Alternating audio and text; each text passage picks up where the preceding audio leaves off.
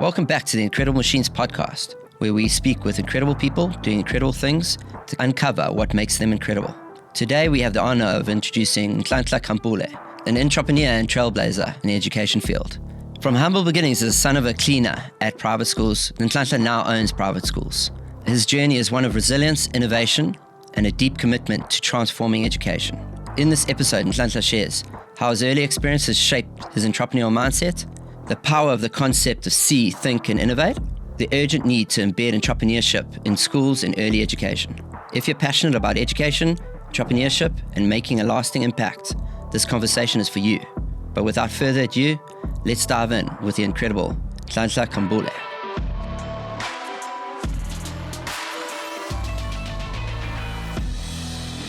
Welcome back to the Incredible Machines podcast, where we interview incredible people doing incredible things in an effort to work out how they became this way, how they are so incredible.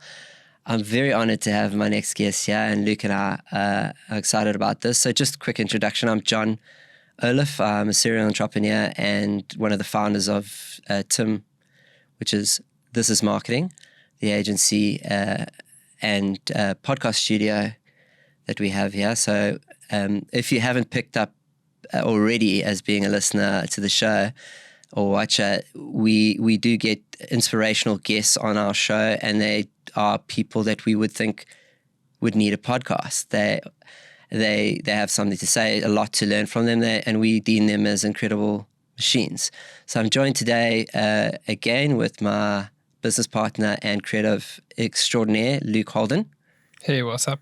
Yeah, always good to have you, Luke. Yes. And then our guest for the day is an incredible machine, Nhlanhla Khambule.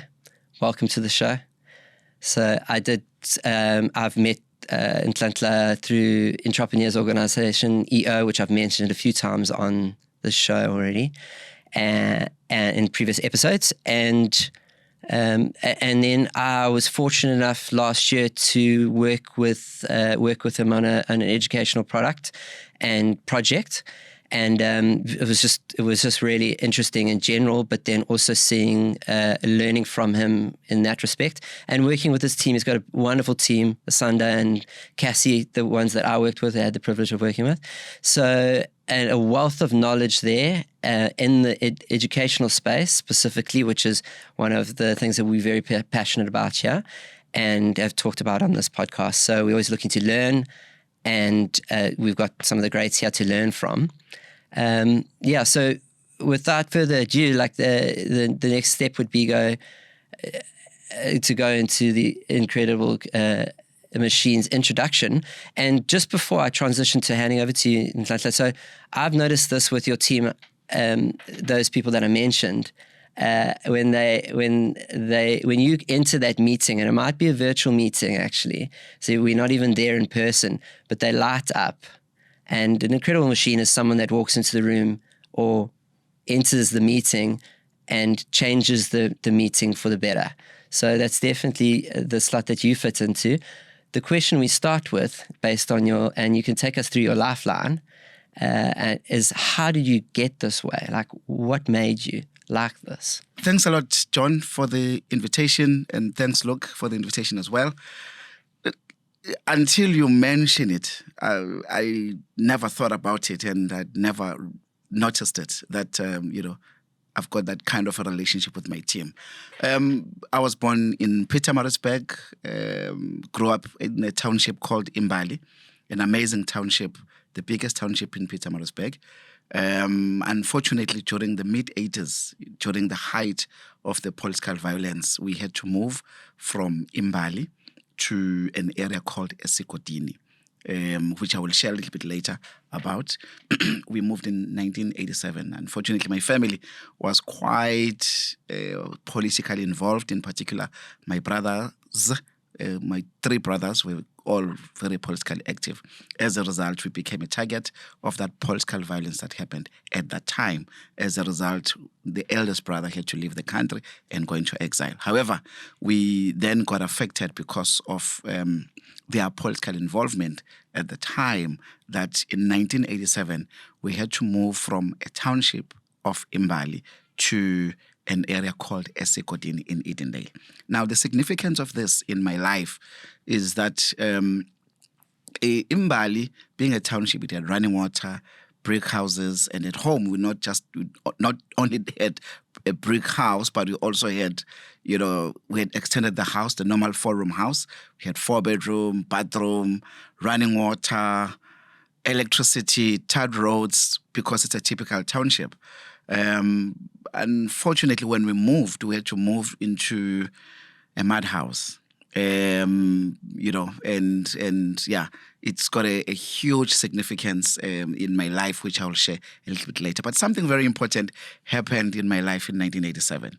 Because my mom was working at Epworth, which is a girls' school, a well-known private school in Pietermaritzburg called Epworth Girls' College.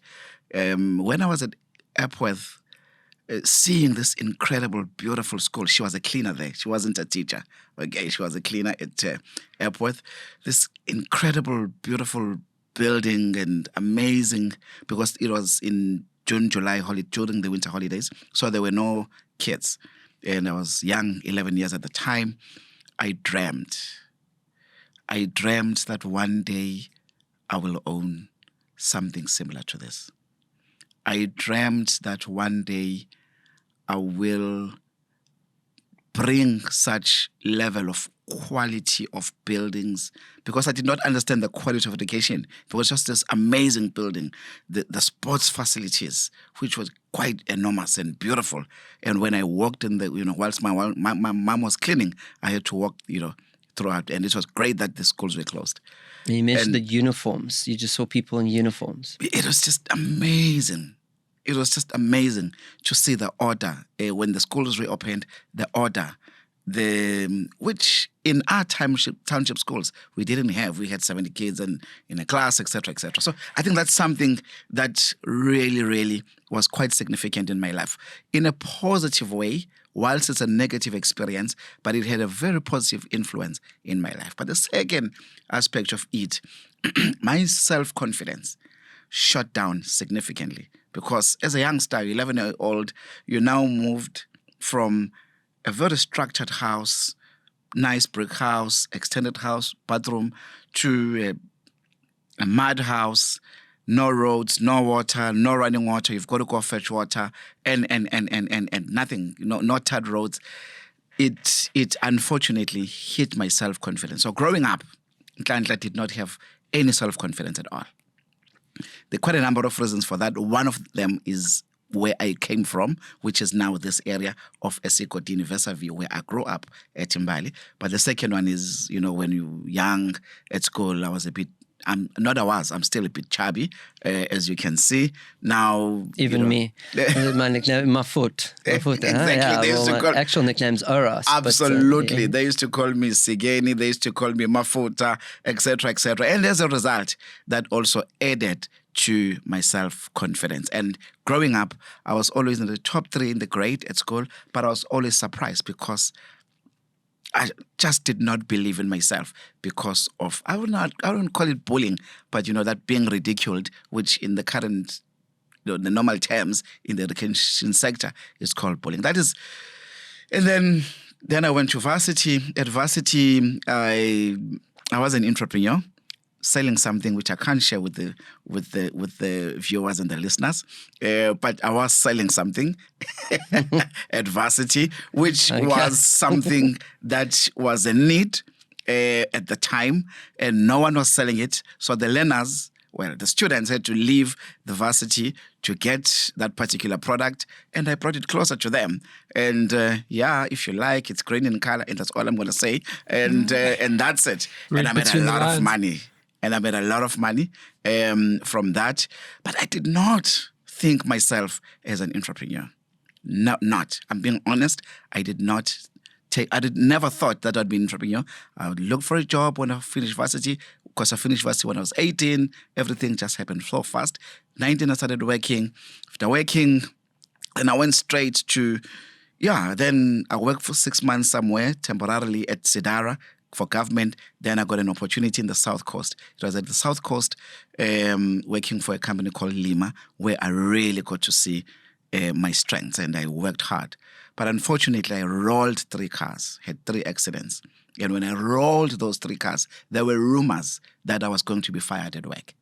Because I was going to be dismissed, then I started looking for a job. At the time, it was during the transition when in 1996, this is a transition between the former KwaZulu government, and they were amalgamating the staff. So I could not, former KwaZulu government and former Natal government, I could not, as a result, get a job because they froze all the positions. In as much as there were quite a number of them, they just did an audit. We're doing an audit to see how many people are there, etc., etc. As a result, because I could not find a job, I had to do something. And me and my business partner at the time, who was 10 years my senior, 10 years older than me, started a company called Tinanani, which we later changed to Vantage in 1996 December. And we both resigned in our jobs. And that's how I got to become an entrepreneur that I am now. It was coincidental. If you are spiritual, you may say it was God leading me to that direction. But if we just look at secularly, it was just purely because I could not find a job that I became an entrepreneur. Then my first business was education and training, focused primarily in the public sector, helping the municipalities, the councillors, the municipal staff, training them. We grew in 1999, as well as the public sector in general. We grew in 1999 to partner with DUT, Durban University Technology, which at the time was called Natal University, Natal Technikon, and then it was Natal University. Subsequently, in 2000, Wits University. We partnered with a number of universities throughout the country to offer training in the public sector. We became very popular simply because we were the only ones that could offer some form of certification and accreditation, whereas at the time there were no SETAs as we know them now. So the only form of accreditation would come through a university or a tertiary institution. So we had quite a number of universities, including UCT, Wits University, former Port University, former PE University, etc. And we grew that business so much that unfortunately in 2010, this is now me and James, my business partner. Now, someone was asking me, how did your parents react when you told them that you're starting, a business? The truth is, they were devastated because they did not believe that I could run a business. I was a first generation, graduated home, and my mom and my dad had retired. So there was a hope of my parents, because my brothers are much older than me. So what then happened is, because my partner was white, so remember, this was just post-apartheid, they really trusted whites. So what made them blacks, and he was 10 years older than me. I'm a youngster, 20, he's 30. Okay, he probably has some relationships. He can help our youngster. The only saving grace was that I had a white partner, James Martin, who was 10 years senior than me, and my parents then at least had confidence that I could run a business. As you know, it's not easy, and as we grew together. We then exited the business in 2010 I took a sabbatical, went to do evangelism, sold one of my companies called Future Kids, which I had bought from Nedbank 7-8 years earlier, sold it to the management, cashed out, and then took a sabbatical in July, straight after the World Cup in South Africa in 2010 until 2011, December 2010. Then in 2011, I started Edinvest. What does Edinvest do? We are focused on artisan training and development, including trade testing, and as well as owning private schools. We've opened a private school at Umlazi, one in Hilton, one in Port Elizabeth called Stedin College, and we are now busy just about to open later this year, second half of this year, an online school, which we are going to talk about a little bit later. Amazing. I'm going to interrupt you just there. Thank you so much for sharing that. But I'd love to just take everyone back to this because it struck me, and it's just a short introduction again. We're sitting with the CEO of Edinvest. Okay, so the story that he gave now was he grew up as the son of a cleaner, and the cleaner at private schools. So she was cleaning private schools, and you went there and said that this is amazing, this is incredible. and now you own private schools. That's correct.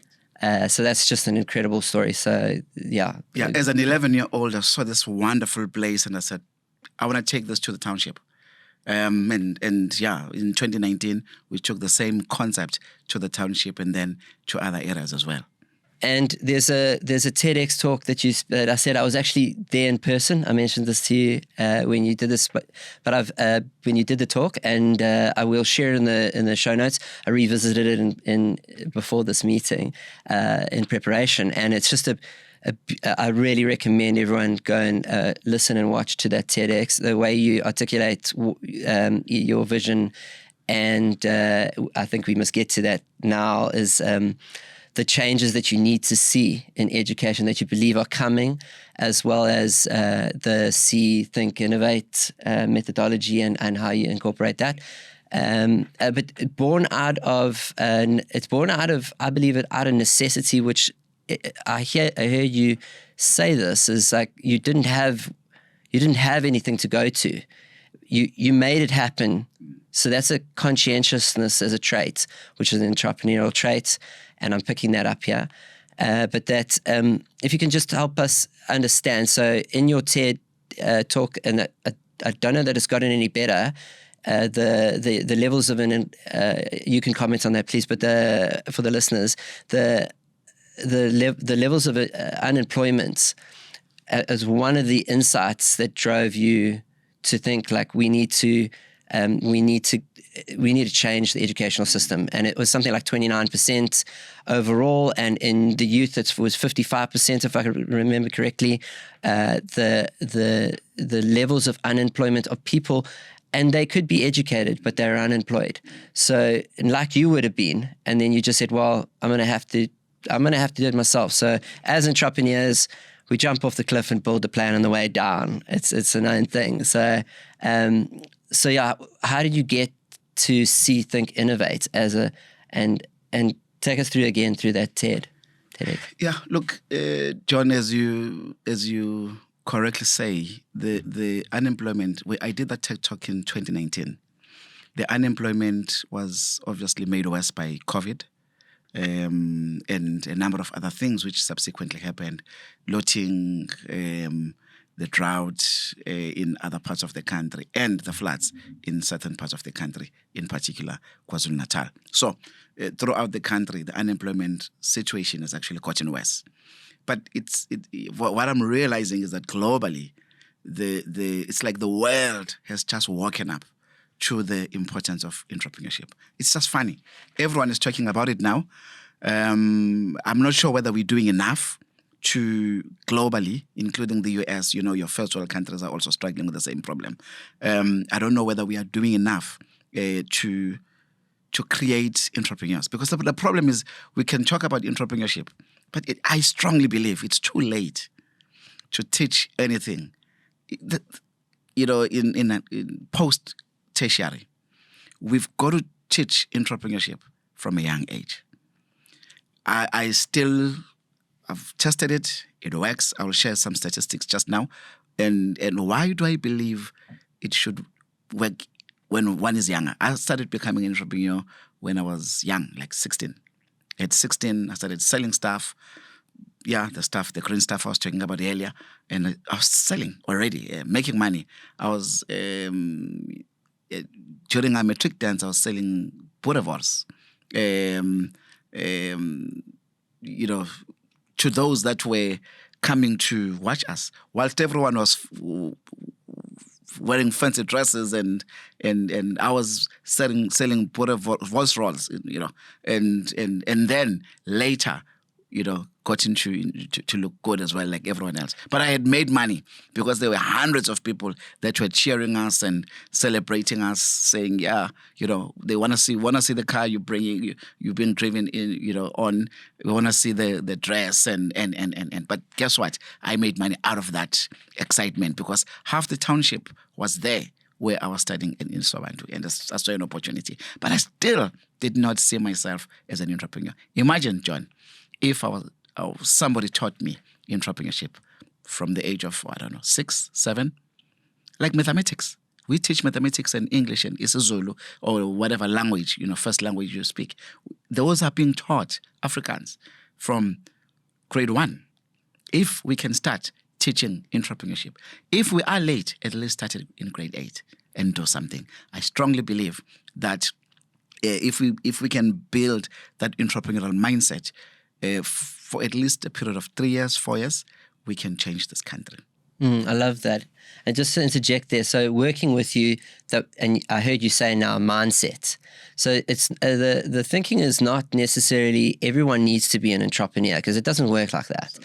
Although in this country it does make sense to be an entrepreneur. There's lots of problems that need to be solved, and the private sector need to get involved and do the best that they can. We all need to do the best that we can. But something you said about that was that mindset can be instilled. Whether you want to run your own business as an entrepreneur or what we call an intra, I-N-T-R-A. In other words, you are an employee of someone, but the way you think is different, because an entrepreneurial mindset basically means whether you are an employer or an employee, the way you think, you are solutions orientated. You just want to solve problems. And I always make this example to the kids in the classroom. I say, if you have 2 engineers and you're an employer, you want to hire people, you've got someone that has 10 years experience, same qualifications, they went to great private schools, etc., etc., both IEB, etc., etc., Hilton and Michael House. The one comes from Hilton, the other one comes from Michael House, and they both have similar qualifications from UCT, another one from Wits, 10 years experience. Which one do you hire? But the one in one tertiary institution, in one high school, they have entrepreneurial mindset. The other one does not have entrepreneurial mindset. Which one do you hire? They always say the one who has entrepreneurial mindset. Why? These are the kids, like grade 8 or grade 6. Why? Because the other one is going to bring problems to me, but the other one is going to bring 3, 4 solutions, because entrepreneurial mindset teaches you critical thinking as a foundation, as a very strong base, which focuses on alternatives and what else can you do instead of doing it the traditional way.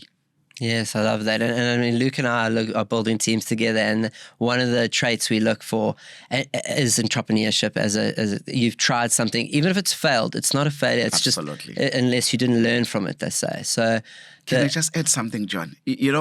Unfortunately, the education system teaches us that failing is wrong, but entrepreneurial mindset says try. So entrepreneurial mindset says try it. If you fail, it's okay. Failing is part of the experience and growth process that is very important for you to become a better person. But in the current education system says if you get a certain percentage and you failed, you're not good enough. But entrepreneurial mindset says try something, and if you fail, you're not a failure. It's okay, because that failing process, or that something that you've tried and failed, is part of that growth of you as a person. Yeah, you learn from the feedback. That's so right. The feedback loop we have that, we've said it before in the show, is perfect is the enemy of good.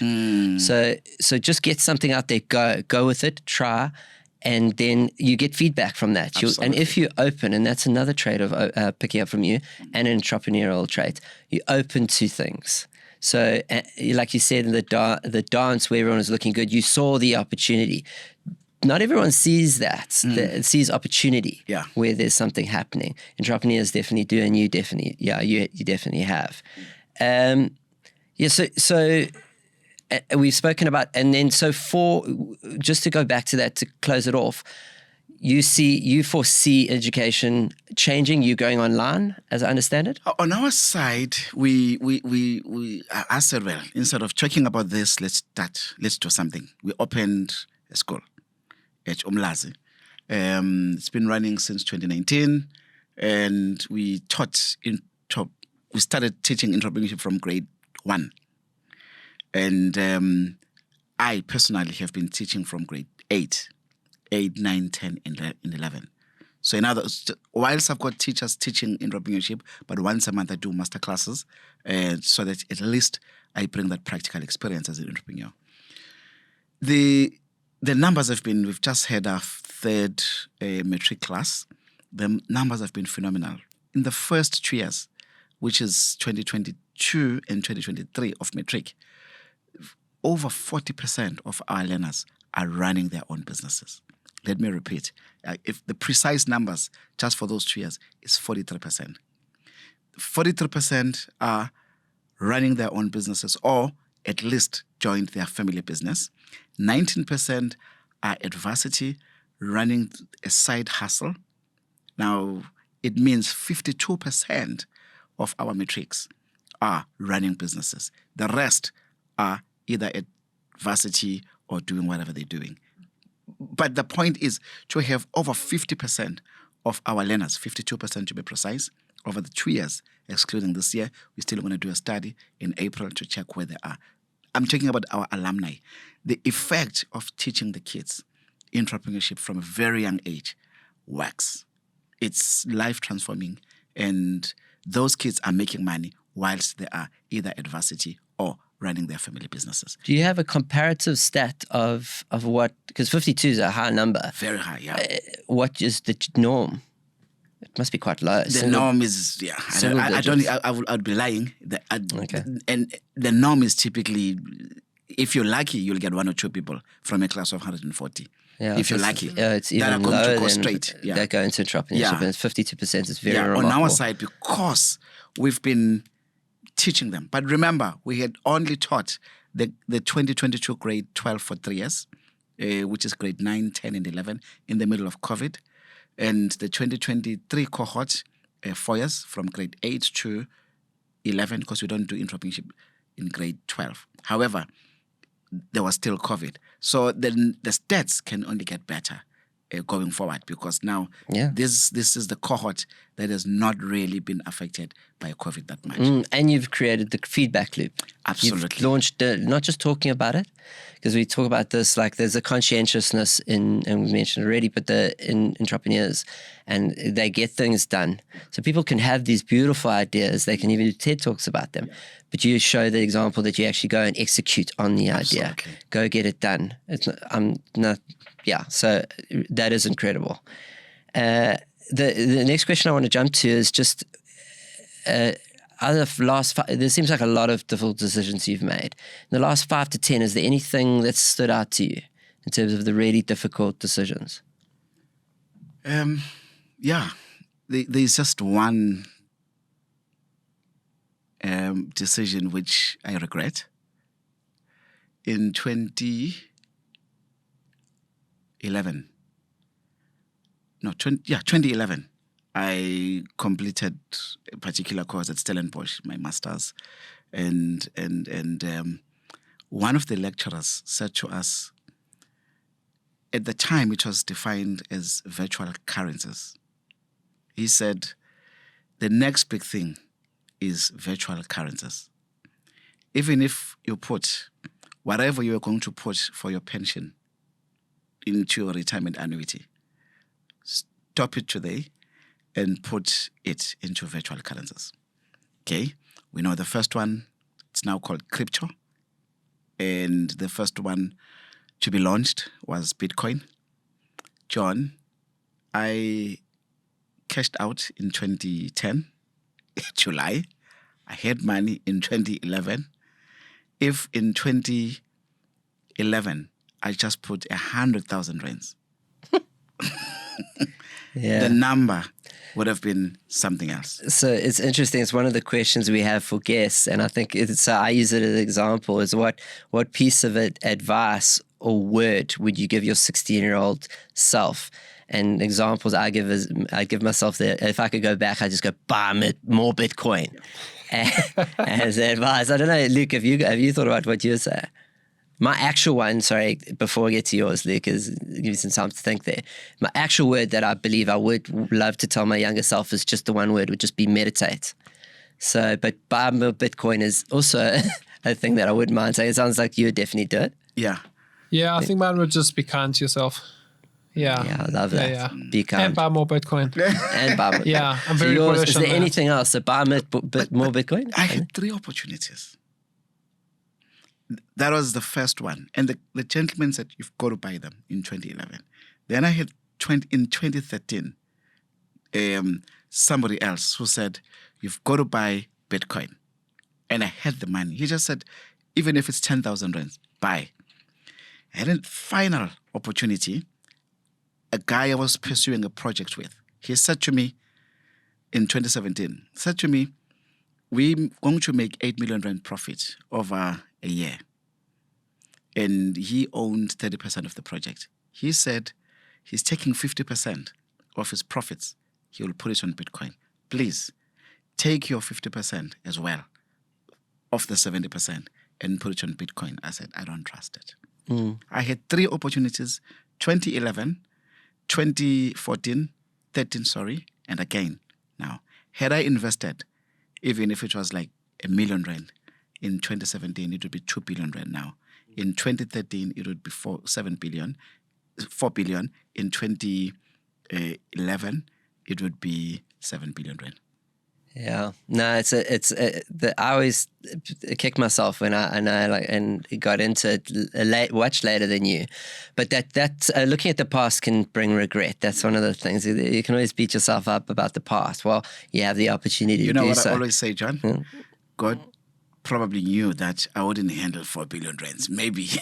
Yeah. Would I be the same person with 7 billion rand? Exactly. I don't know. I love this has come up for me, and you've just brought me to it now. Is the universe? The universe gives you what you need to evolve. Handle. To evolve, and it wouldn't.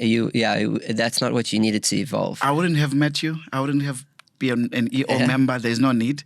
I would be a completely different person, and I don't know whether that person would be the same person going to Imbali every Sunday, making an impact the way I'm making, which we're going to talk about a little bit later. But the point is, I don't know whether with 7 billion rand in my account, I would be the same person that I am now. No, I hope that you would, from what I know of you. It's always an interesting question, and we can get into multiverse territory where it's somewhere in one of those versions of the simulation, you did keep your Bitcoin all that time ago, and you could see that version. Maybe someday we'll unlock that. I want to transition now to the case study. Specifically, this we didn't add. So you picked an ad, and it's an oldie but a goodie. It's like it's such nostalgia in. So let's go there now, and we play for those listening. It's a Telkom Valley ad. The link will be in the show notes.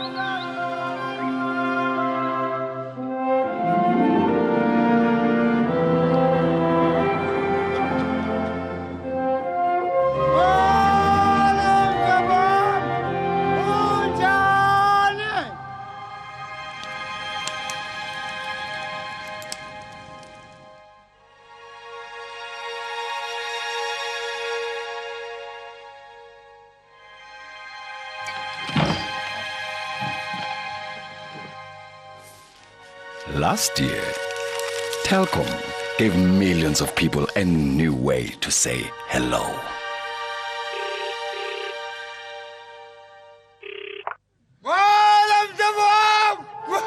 This year, expect a little more from us. Absolutely love that. I think we got a lot to talk about there. What do you, before we dissect it, so we dissect things being Tim standing for this is marketing, or the incredible machine in this instance, but the dissected from marketing principles that we have 6 principles, and we'll get to that now, but why that, what does that do for you? I played this ad, I don't know, maybe 2 years ago for my kids, and they just did not understand it. Well, firstly, they can't relate to Telkom, the landline, because they, in as much as they go to school, they hardly can connect the fact that at school, if they have to call, they're using the landline. because they're using those mobile phones anyway, the mobile landlines. So that when I played it for them, they just said, why is the guy using that handle? Because at home we don't have a landline. We do have a landline, but we've got a portable phone as well. So in their minds, they can't relate to the landline as a way of communication. And I shared with them that this was very sophisticated. Very few families had telephones. And that's number one. But the second part of it is, for me, more than my kids now, is I can relate to the rural areas. Because when I moved to the madhouse, this is the life that we were kind of living. And it was quite rural. And it just brings back those memories.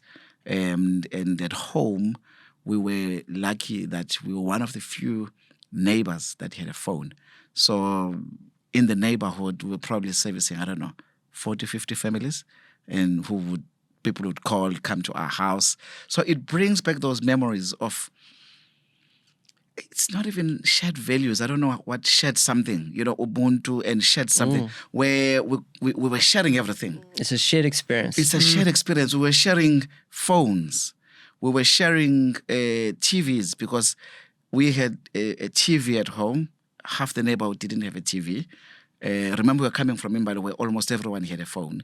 Almost everyone had a TV, and we had electricity. So we had a generator. We were kind of one of those sophisticated families. We had a generator, we had a phone, a TV, and not just a TV, but a color TV. Okay, for those that don't understand, there was black and white at the time. We had color TVs, and we had a video, the VHS. Okay, they won't understand as well. That's our old Netflix, but we had VHS at home. So the kids from the neighborhood would come and just sit at home for free, and there'd be like 30, 40 people in that little dining room. We call it a dining room lounge. It was everything. Others peeping through the window, and it was beautiful. That, to me, reminded me how, when we were growing up, we shared everything. The spirit of sharing now has gone. And that and I always ask myself, how can I bring it back? I don't have an answer.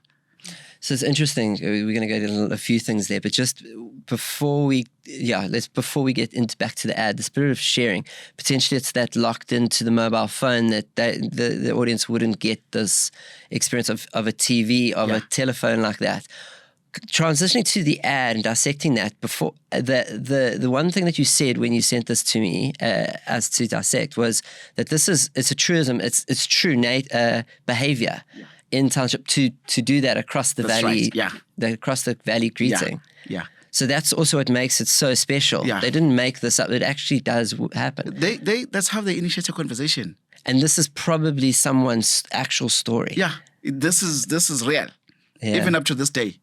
Yeah. They would still be carrying, especially the older generation, slightly older than us, because we are the older generation now, Yeah. The 2000 seers are the older ones. But those slightly older than us, they sometimes forget, like the old man forgot that he's got a phone, and they still said, "Molo mhlobami," instead of talking to him here, his friend, and they still forget that they've got a phone and still shout over the valley. And it still happens up to this day. And it's beautiful to see. It's a real thing. And the greeting was important to you. The actual words. The actual words, yeah. I mean, Molo mhlobami, you're basically saying, "Hello, my friend," which is in Xhosa, it says Molo mhlobami. Yeah, that level of relationship, that level of sharing, that level of friendships that existed not long ago, 20 years ago, is slowly... We need to work on getting that back. I mean, you've tipped me off on something too, that it's a simple thing, it's greeting. And people don't, I was speaking to a guest on offline on this previously, but Sawubona is one of my favorite, it's my best greeting. So I don't know if everyone knows this, because I didn't learn this until very late in life, and there's a low bar with me particular on being that switched on. But the Sawubona, it translates to I see you. So, and it's not just you, it's your whole family, it's your ancestors, your everything. It's such a beautiful, it's not just hello, it's I see you. And then, like you mentioned, going over to Ubuntu, like it's just beautiful connections. Can I add something? Even if I'm greeting you, John, not look, just you only, I will say Sanbona. So I will say it in plural because I'm greeting you, your soul, your whole being, your entire family. And I will not ask, are you good? You as in like singular. I will be asking, Niyaphila. As in like, are you all good? Not just you. You know, in English, are you doesn't make sense because it's still, whether it's singular or plural, one person or two, I'll still say, are you good? So, but in isiZulu, you're asking in plural. In other words, more than one person as to whether, are you good? It's you and everyone.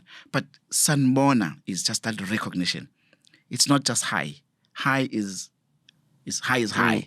But it's, I see you, I recognize you. It's got significance of the person that you are. And it's like, without saying I love you, but I'm kind of saying, Sanbona, it's got that connotation of respect. It's not just a mere greeting. And Luke, you always talk about it, how people, their basic need is to be seen and heard, I think you say. Yeah, seen, heard, and understood. Seen, heard, and understood. I love that. Powerful. And there's few words that I know, Ubuntu being one of them, that are that powerful. Another one that made me think of my experiences in Hawaii and aloha and what that could translate to in so many different directions. But going from that, transitioning from that, so that very initial greeting as an ad and then how does this tie in? It's clearly touched an experience, an emotional quotient of you, and to bring back that memory of it so long ago, and that you still you're still using it. It seems to come up a lot, but I do believe this is user generated. Like it would be so interesting because this actually happened. They just documented it in a way and added the brand to it. Like this was something it probably was a story. This old man got this telephone, and then when he first used it, he still screamed across the valley. It's probably it's too crazy not to be. So that thinking, if it wasn't true, it also ties into the crazy be strong principle, which is just, it's so different. It's so out there. Yeah. I mean, this. I was joking just now, just saying like this ad was a part of my childhood, and I just love hearing your perspective on it because your perspective and my perspective have been two completely different things on this advert, and I think this ad is actually genius because this must have been like around 2003, and as a white kid watching this, I was like, oh, cool. You know, like it's very sweet. It's very kind. It's nice. These guys are mates. But hearing your unpacking of this has been like, holy cow, like there's an actual deeper thing here. And also thinking this advert was designed and produced for us, as in like the people who can afford the phones.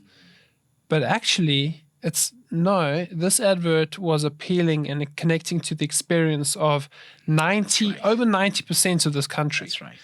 And through replicating the shared experience across the nation. And it's freaking phenomenal. And you mentioned something earlier, your mom would cry every time. Yeah, my mom would cry every time she watched it. Like she watched it 3 times a day. She'd cry 3, and we would just dig into her. Yeah. But I think it's beautiful because it connects, and it also Telkom connecting people back in the day before we all wanted to pull our hair out with them. But it is exactly that, connecting a nation through both the telephone and this advert. And Thanks for sharing that. It's really beautiful, good. Beautiful yeah, story. beautiful. I think Yeah.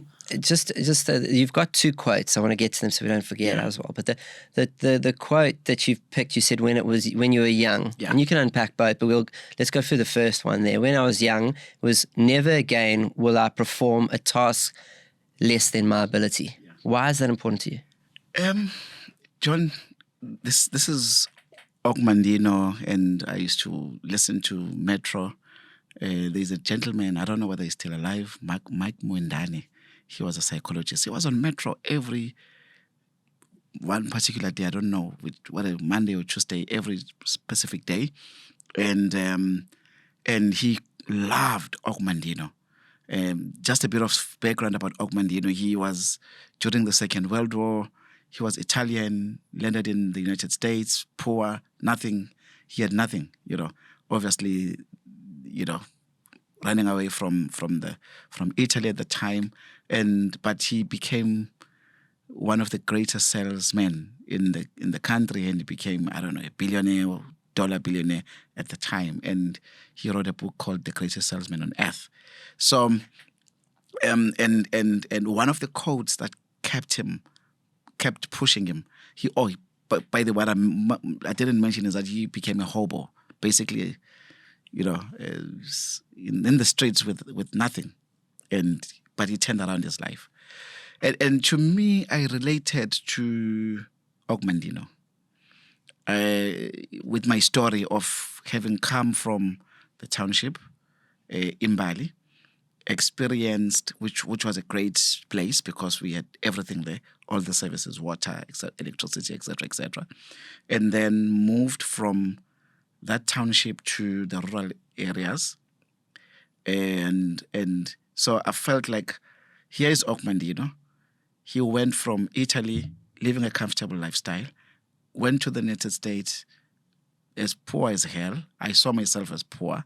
Although, honestly, relatively speaking, we had all those things I had mentioned earlier. I don't think we were poor, but because of the place where we're staying, I saw myself as really poor, which really destroyed my confidence. But I said, the man turned around his life. I can turn around my life. He had nothing. It was up to him to turn around his life.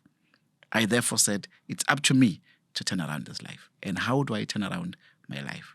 If I've been given an opportunity, or I have an opportunity, I've got to work as hard, like 10 times harder than everyone else.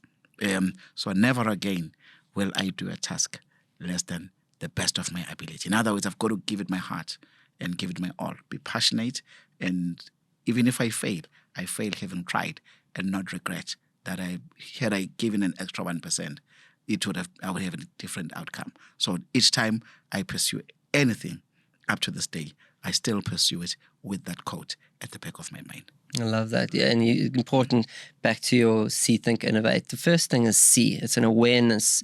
We need to be aware before we can make any actions, and then do the adherence. But the feedback loop that we talk about in that, which is awareness, acceptance, action, and adherence to a task. The thing that you've struck me there, and I know you get this because I can hear it in your language, and that there's it's a mindset thing. And I've heard this, I love this, being poor is a mindset.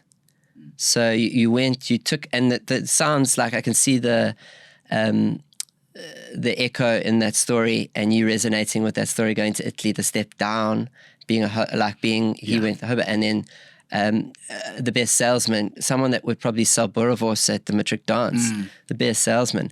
So I love that. Your next quote is, as you said, an Anne Frank one that's really stuck with you at the last 10 years, you said. And that is everyone has inside of him a piece of good news. You don't know how great you can be, what you can achieve until you start doing something. I categorize my life, my adulthood, into 3. The first one was about, doing. The second part, 40, now I'm 49, is about, like from the age of 40, is about impacting others.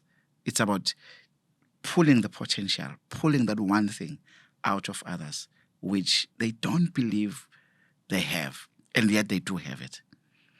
And if I can help others to believe in themselves and identify that one thing that they've got, that talent, and that's what I've been doing over the last 10 years, effectively, since I started Edinvest. That's what Edinvest has been doing. Artisans, at school, in our private schools, it's all about pulling something out of them. Whereas when I was still doing it for government, it was more about money. Now, it's not about money.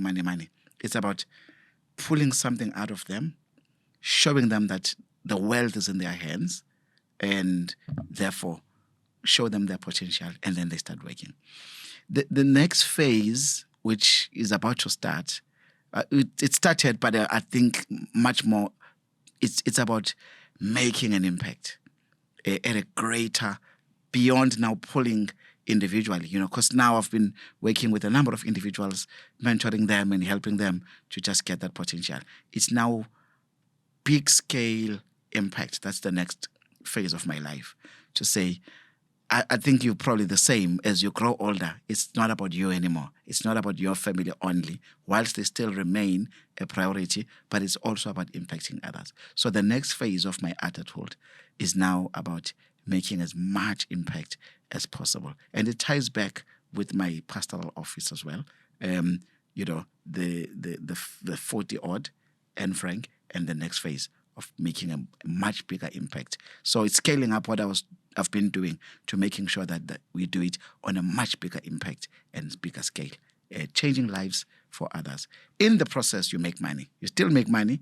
It's not like you've become, an NGO. You still make money, but it's not about money anymore. Money follows the impact. I strongly believe that is how we do it. And there's a link in the words that you use, changing it for everyone, to what was mentioned earlier in Ubuntu. But so that's it's beautiful, and beautiful way to close off this episode. Thank you so much. I don't know if there's any final words for the listeners, much as your team, that you'd like to impart with it. Really, there's a question that I did not answer on your side. If anyone at home or wherever you're listening us, watching us, if you can implement this thing called See, Think, Innovate to your kids, it will change their lives. I know we spoke about it briefly, but See, Think, Innovate, you ask your kids, I do it every weekend, Saturday and Sunday. I say to my kids, what did you see throughout the week? What did you think? And what did you innovate? What it does, it makes the kids, even if it's a 5-year-old, teach them See, Think, Innovate. A 10-year-old, teach them See, Think, Innovate. 18, doesn't matter. Teach them See, Think, Innovate. The younger, the better, because they come up with a lot of innovation. So See, Think, Innovate basically says you see something, think about it, you process it, and then you innovate something, come up with a solution. You said wonder in the TED Talk. You said wonder, innovate. I love that. See, think, wonder. Because you can play with ideas, and that's what you mean by innovator. Yeah. See, think, wonder is a direct translation of, it's actually, it comes from Harvard University. And then we just adapted it to say innovate instead of wonder. But it's exactly the same thing. So you see, you think, and you wonder, what can I do? And how can I do it differently? And how can I become a better person? How can the world become better with my innovation if I were to innovate something? Give it to your kids. Their lives will never be the same again. One last example, John. My then 7-year-old, who's now 13 years, turning 13 years in August. He was 6 years, not actually 7. I think I did this example. I shared this example. He was 6 years, and I asked him, "What did you see? What did you think?" And he fell off. He had just fallen off the bed on that afternoon, and because he fell off the bed, he said, "Baba, I saw a bed. I always." A bed isn't like a bed, a place to sleep, because my accent is funny. So they always laugh with it. Do you mean a bird flying outside or something bad in a bad weather? No, I said, no, a bed to sleep. Okay, so I've got to be clear there. So I saw a bed, and what did you think? No, I think, Baba, we can come up with a bed that has got motion sensors. In other words, if I'm about to too close to the edge, the bird will just move me nicely back into the middle so that I don't fall.